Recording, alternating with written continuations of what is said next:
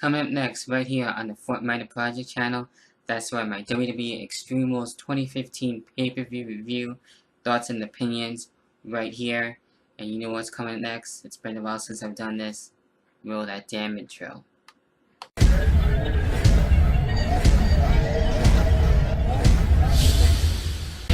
Inside me, a light was turned on. Then I was alive. If you close your eyes, your life, a naked truth revealed. Dreams you never lived and scars never healed. In the darkness, light will take you to the other side. And find me waiting there, you'll see if you just close your eyes. Alright, so I want to thank my good buddy, one half of the NC Connection, Boston Fan 79 for the intro. Really appreciate it, and dope work there as well. But getting right into with the Extreme Rules kickoff show, what was supposed to be Bad News Barrett, actually facing Bryan for the Intercontinental Championship later on in the night. We were able to see him for the kickoff match. So with Bryan, he's looking at, I believe, still having the same injury that he's had for a while now, which is unfortunate and sucks there. So wish Bryan a speedy recovery, and we'll see what happens with Bryan throughout the rest of the year for 2015 and what's in his future and everything. So as of right now, I think it is best to actually have him rest up and be at 100%. So, which is crazy. He's only been back for a little bit, but we'll see what happens with Bryan. So I wish him the very best of luck there and a speedy recovery. So we were able to have a bonus, if you will, for Bad News Barrett and Neville, which is really cool. The man that Gravity forgot now is called the new sensation for Neville. We've seen basically the best of Neville out of this match, and a lot of high fast-paced stuff from Neville, which is really cool. So NXT would be proud on that as well, and everyone is really digging Neville as well as I am. So really great match to start things off, and in the end, Bad News Barrett did try to actually get the win here and try and stop Neville, whether it be the waiststand or as well the bullhammer elbow. That didn't really exactly help, but in the end, Neville was able to have the red arrow, which is an awesome move that I really enjoy. So I really see Neville going places. He was able to get the win, and maybe we'll see some championships along the way for him, since he's already got the NXT World Heavyweight Championship under his belt and everything for his resume. So we'll see what's next for Neville. I cannot wait to see more. So there you have it with that for the kickoff match, or the pre-show, if you will. Alright, so with the overall main card, we did start things off between Dean Ambrose and as well Luke Harper. And as well, we did have the Chicago Street Fight. And with this one, basically going back into the WrestleMania Intercontinental Championship ladder match between, as well, with other guys like Dolph Ziggler and Bryan, and as well with Luke Harper and Dean Ambrose being in there as well with R-Truth. And basically having this happen where Dean Ambrose was taken out by Luke Harper, and basically Dean Ambrose wanting his revenge, and now we're able to see him in the Chicago Street Fight, basically going all out. We've seen the steel chairs going into this one, and as well the kendo stick shots and everything like that. And basically how it was between Goldust and Roddy Piper from their matchup at WrestleMania 12. I kind of got that vibe, and a little attitudinal, if you will, from the Attitude Era, and as well, we did get to see that, and basically want to continue into the rest of the night, basically, for the most part. So who did exactly get to win? Well, I will basically mention that as well as I be able to, well, explain more in my review as well. Then with the next match was basically the starter, if you will, with the Kiss Me Arse match. Basically a throwback from the very famous Mr. McMahon Kiss My Ass Club, if you will. And basically these two are actually doing all the stops for the most part, if you will, and having Sheamus in the end basically getting the last laugh, and Dolph Ziggler actually winning the match overall. And basically, if you want to put it this way, there wasn't really any ass kissing or arse kissing, if you will.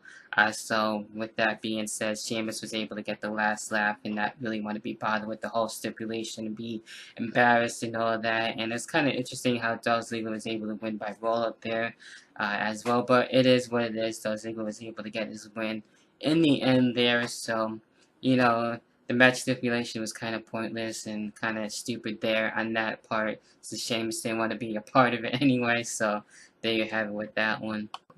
Alright, so from there we move on to the WWE Tag Team Championship matchup where we had Big E and as well Kofi Kingston of the New Day going up against Cesaro and Tyson Kidd. And with this one, I thought Cesaro and Kidd were able to get the win here, but a little shocked as well that the New Day are the new tag team champions and were able to pull out some interesting spots here in this match. And Xavier Woods got involved as well, so a lot really got into it as well. So I thought it was an enjoyable match, and there you have it with that. So yeah, New Day are the new tag team champions. So we'll see what happens with that. I'm sure this feud will probably continue into WWE Payback as well. So you never really know with that. So we'll see what happens there. After that, then we had basically the continuation of what was supposed to be the first match, and in a way it still was, but you get the idea with Dean Ambrose and as well Luke Harper able to come back after the New Day match, and basically after their interview and saying that they're enjoying themselves basically as new tag team champions, and as well Dean Ambrose and Luke Harper were able to come back, bring the truck back and everything, and continue their brawl and really go back out to the ring and everything, have use of the steel chairs, which is really crazy as well. Basically, with the pile up that they did have as well. And in the end, yes, Dean Ambrose finally getting a pay-per-view win, which is dope and awesome there. And it's been a while since Dean Ambrose was able to get that, so that's really cool there, and hopefully we'll get to see something like that a little more often.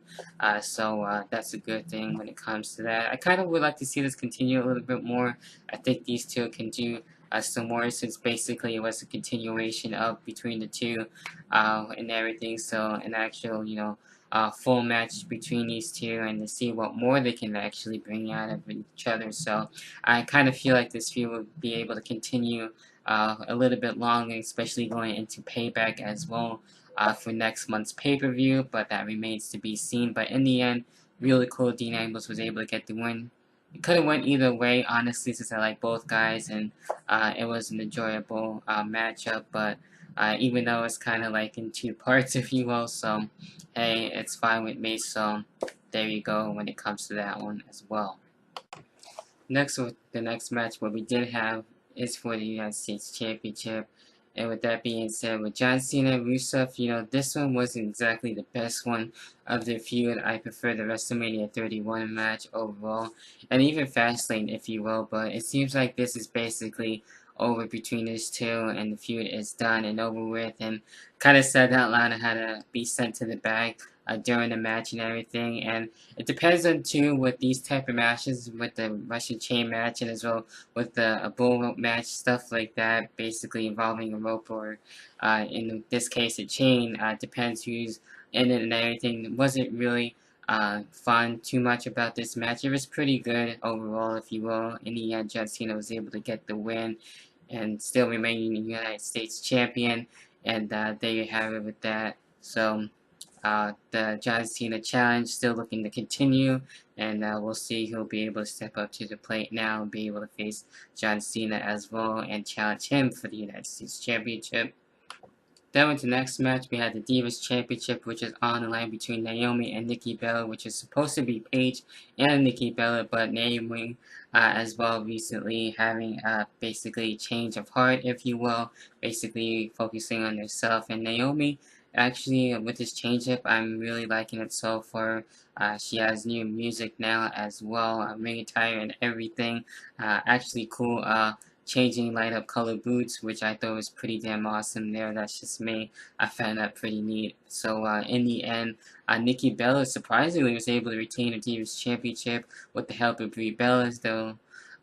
We'll see what happens with that. I'm sure we'll get another match out of these two, and I'm sure once Paige comes back, we'll have Naomi and Paige go head-to-head as well. Or maybe even a triple threat match, depending on when Paige comes back. Maybe we'll see Paige, Naomi, and as well Nikki Bella for the Divas Championship. I wouldn't be surprised to see that at Payback. So there you have it. Overall, Nikki Bella still the Divas Champion.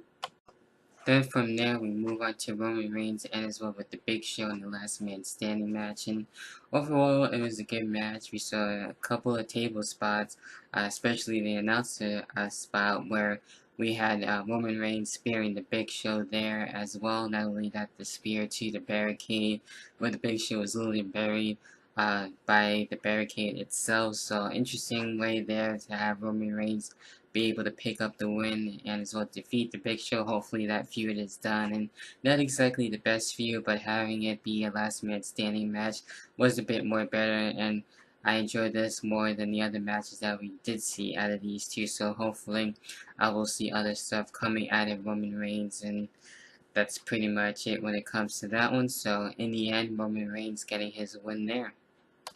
Then from there, we also had a promo from the returning Bo Dallas messing with the Chicago crowd, and as well Ryback actually having enough of that and being able to lay him out and everything. So really nothing far too special there. It was kind of pretty cool to see Bo Dallas make that comeback and everything, and interesting that he's back. So really nothing far too special with that. But just getting right into the main event for the WWE World Heavyweight Championship, where we had Seth Rollins and Randy Orton in a steel cage match and a rematch from their WrestleMania 31 encounter, this time for the title and everything like that, this time as well with the RKO band from the match and everything. And overall, it was a good match, you know.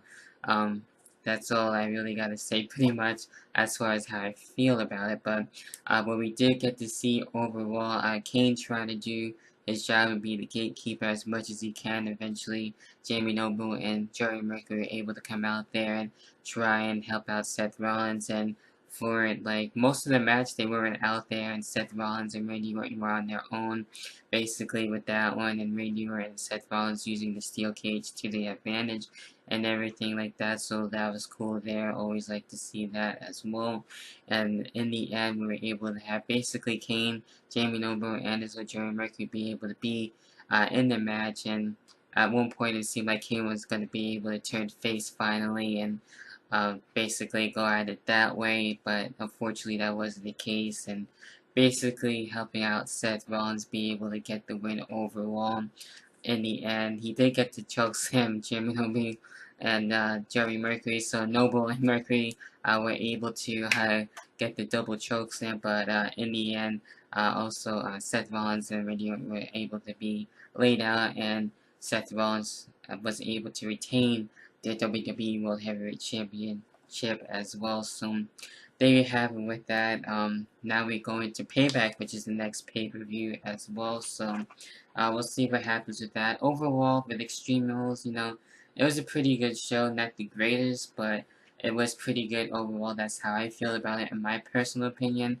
I'm sure you guys might think differently, so leave your comments down below in the comment section as well. I love to hear you guys' feedback and thoughts and opinions, and what you liked about Extreme Rules, what you didn't like, what you thought should have been done more differently, all that good stuff as well. So that about does it for my own review and thoughts and opinions, and until then, I will catch you guys in the next video, whenever the hell that may be. Peace.